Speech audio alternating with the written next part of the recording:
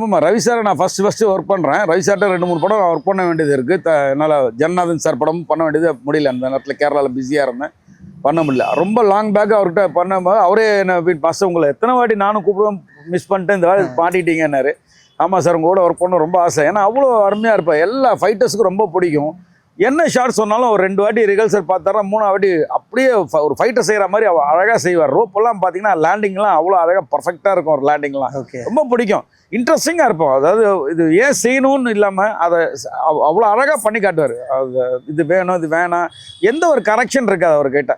நம்ம மாஸ்டர் சொன்னார் கரெக்டாக இருக்கும் அப்படின்னு பண்ணுவார். அது ஒரு ரிகல்சல் பார்க்கும்போது பார்த்துருவார், நல்லா இருக்கு மாஸ்டர், சூப்பராக இருக்குது, பண்ணிவிடுவான்னு சொல்லுவார். ஸோ அவர்கிட்ட ஒர்க் பண்ண ரொம்ப இன்ட்ரெஸ்டிங்கான மூமெண்ட்ஸ் தான்.